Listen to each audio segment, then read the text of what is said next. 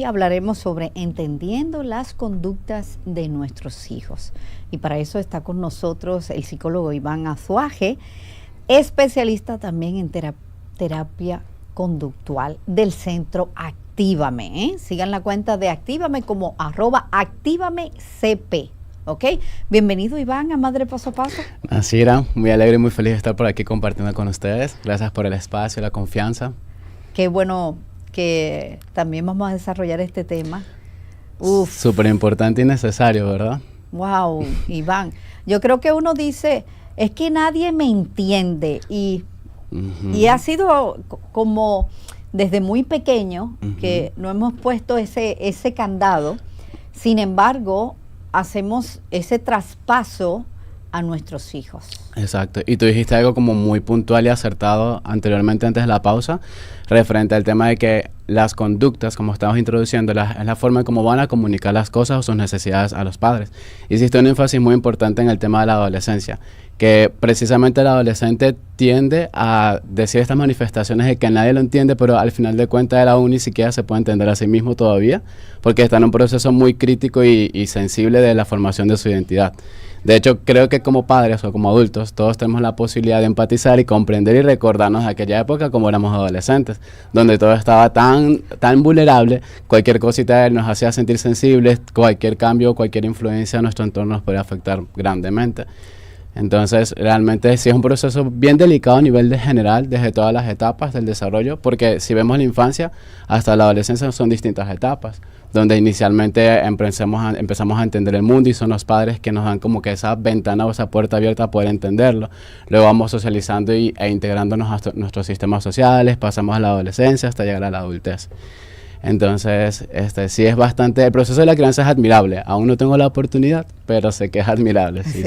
Dilo, dilo duro. Es admirable, muy admirable. No, tenemos varias batallas, Realmente. Los padres tienen varias batallas. Él nace y es un proceso de aprendizaje de cómo cuidar a nuestro bebé, de aprender más allá de estas señales de que el bebé está llorando, y esas señales también tenemos que Totalmente, aprender, porque son formas de comunicar sus necesidades al final de cuentas. Entonces llega esta preadolescencia, porque hoy en día también nosotros los padres hemos reforzado la palabra de que cuando llegue al adolescente no va a ser fácil. Te va predisponiendo, exactamente. ¡Wow! Ya está el estigma encima del adolescente y el adolescente ni siquiera sabe lo que va a hacer o cómo se va a sentir todavía. Y en otros países los niños están esperando hasta entrar en la adolescencia, porque tienen todo el derecho de llamar a la policía porque el papá le ha hablado muy duro o lo ha puesto de castigo, y llama a la policía y se llevan al padre. Exacto, porque han tenido noción de las consecuencias sociales también.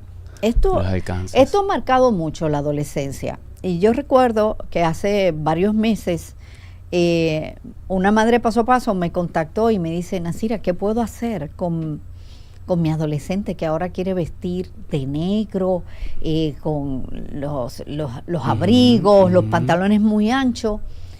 Y yo le dije, le pregunté, ¿cuántos años tienes? Okay, hablemos de los 80. Exactamente. ¿Cómo vestías? ¿Qué te gustaba? Y cuando ella comenzó, wow, Nasira, me devolviste duro. Digo Exacto. yo, sí, porque en los 80 sí vestíamos.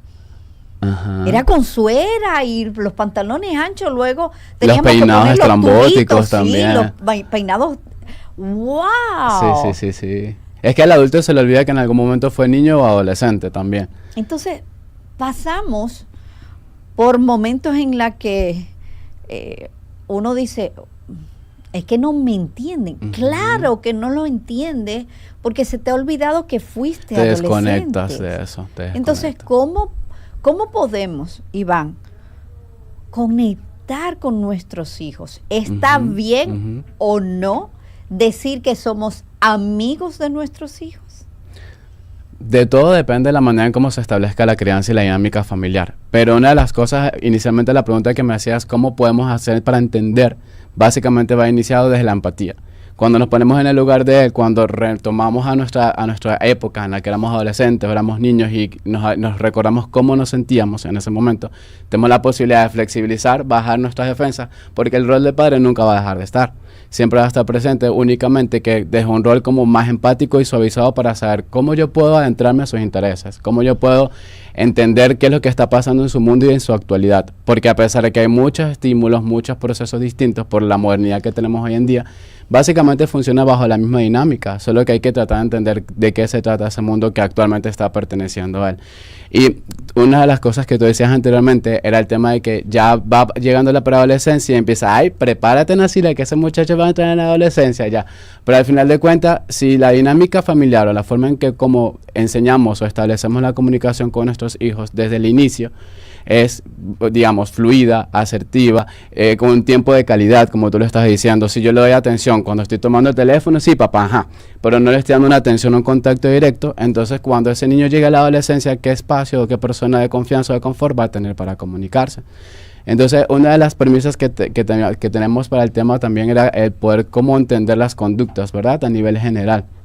Entonces, uno de los temas que, como para poder entender y abordar desde una perspectiva más general, entendiendo la conducta es básicamente todo lo que hacemos, todo lo que, cómo nos comportamos, cómo nos manifestamos, cómo nos desenvolvemos ante nuestro entorno o cómo funcionamos en nuestro entorno.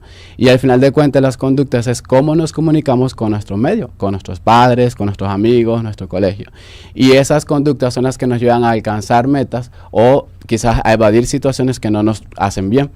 Entonces, una de las cosas que, por ejemplo, siempre se hace importante desde la terapia conductual o la psicología conductual es tratar de entender las conductas bajo qué intención o qué función están teniendo. Porque al final de cuentas todo trae un mensaje consigo mismo.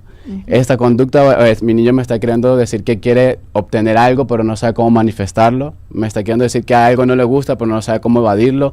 Quiere mi atención, pero no sabe cómo pedirlo. O hay situaciones sensoriales a nivel hormonal o fisiológico que le están haciendo tener ciertas manifestaciones físicas que no sabe cómo drenarlas o canalizarlas. Entonces por ahí va todo el tema de cómo entenderlos también en ese aspecto. Sí, y vienen cambios. Totalmente. Cambios con nuestros adolescentes, principalmente ahí vamos con las niñas. Exactamente. Las niñas comienzan a hacer este cambio en la cual este cambio hormonal o las hacen sentir menos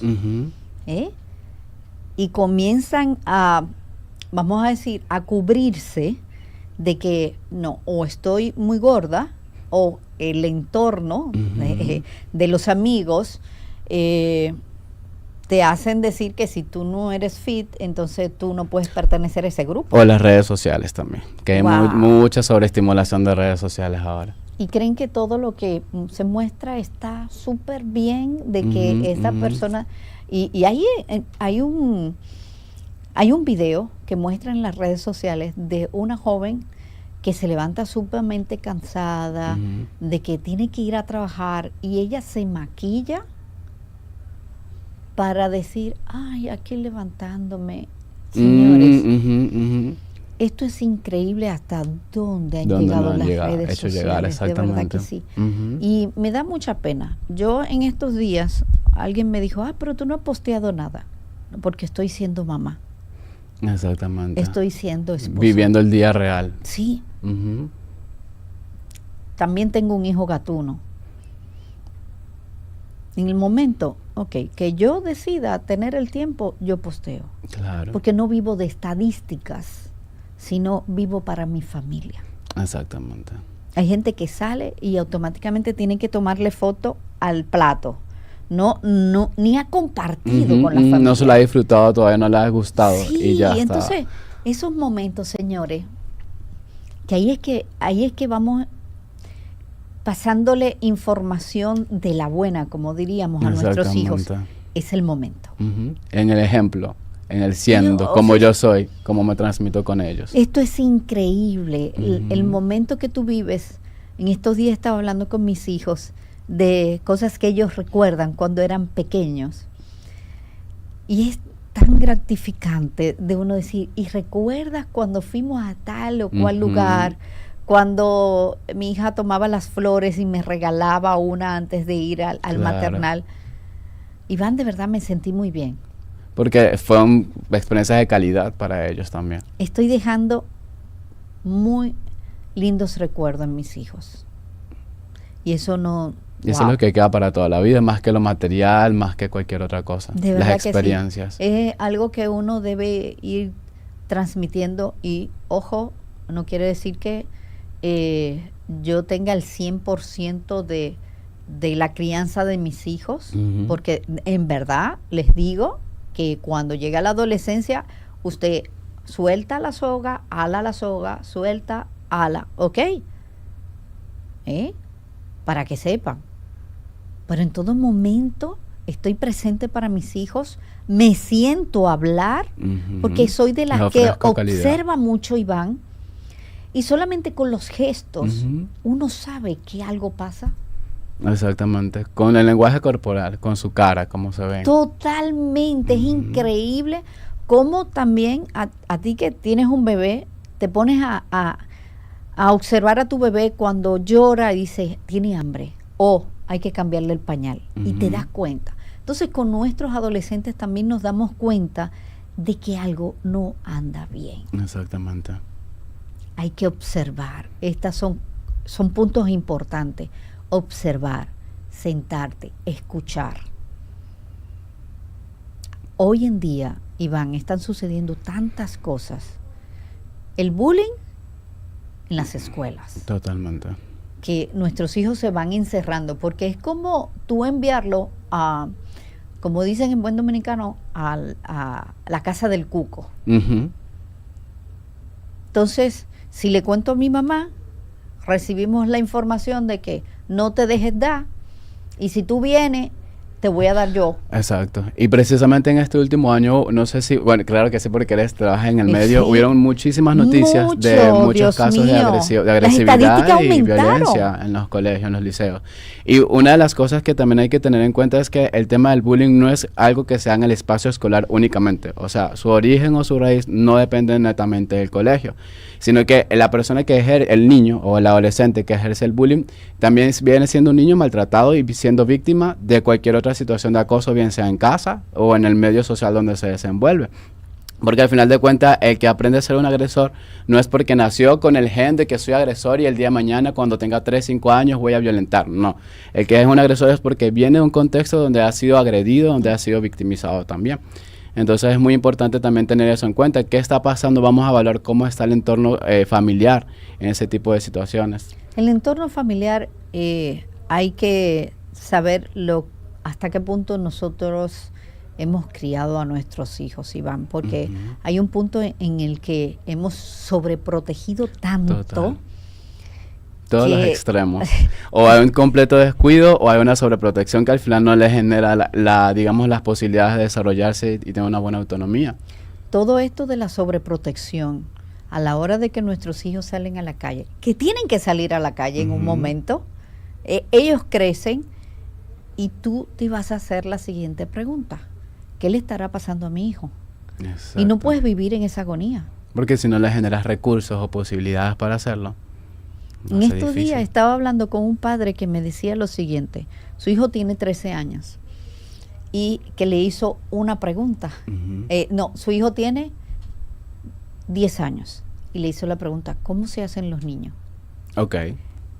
¿Sabes lo que le contestó el papá? ¿Cómo le respondió? Con el niño 10 años. Eso es una cigüeña. Ok. Con 10 años.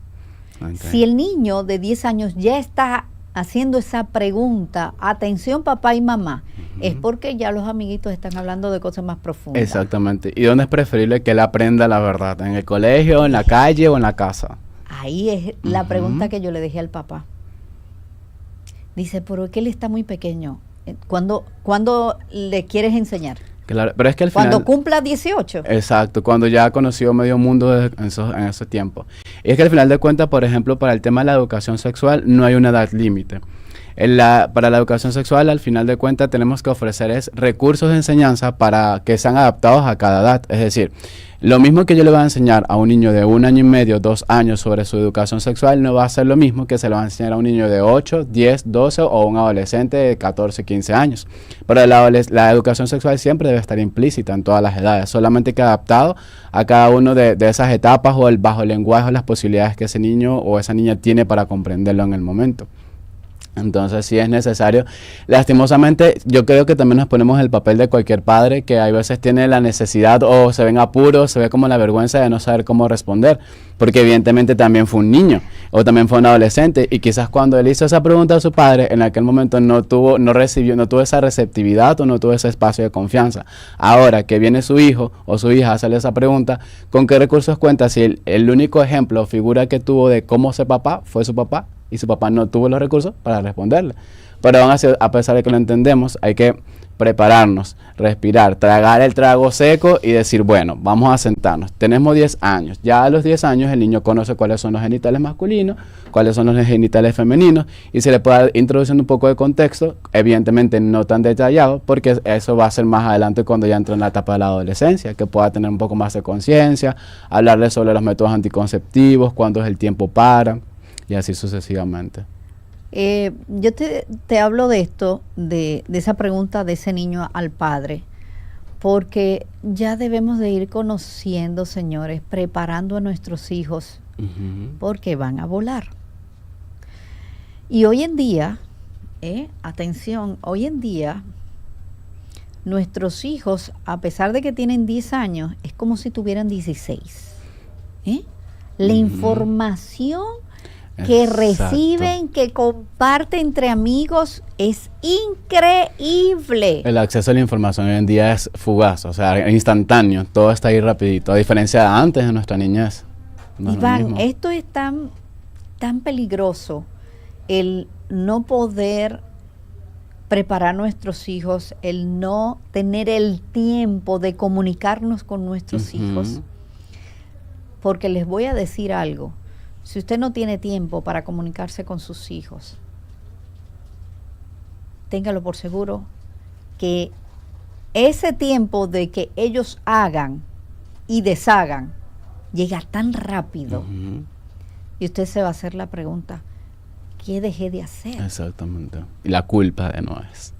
Entonces, señores, nuestros hijos van a crecer. Usted no tiene que esperar que su hijo tenga 15, atención las madres que tienen niñas, usted no tiene que esperar que le llegue su primera menstruación para hablarle de qué es la menstruación, ni tiene que esperar que en el colegio le enseñen, sino porque esto es algo muy íntimo y tiene que venir de mamá.